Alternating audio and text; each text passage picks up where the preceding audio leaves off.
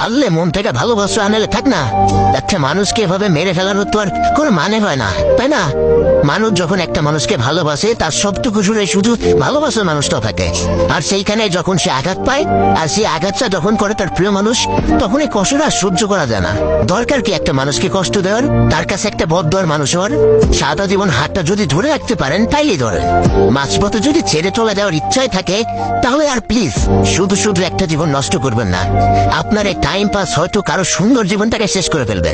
আর কেবি না অন্যকে ঠকিয়ে না ভালো থাকতে পারে নাই। আজ না হোক কাল, কাল না হোক পরশু, বিচার ঠিকই হয়েছে। হতে পারে কেউ তাড়াতাড়ি পাইছে, কেউ বা দেরিতে, কিন্তু বিচার ঠিকই পাইছে। একটা মানুষকে ঠকানোর শাস্তি সে অবশ্যই পাবে, সেটা আজ হোক বা কাল। একটা মানুষকে ঠকানোর আগে প্লিজ একটাবার নিজের দিকে তাকাবেন।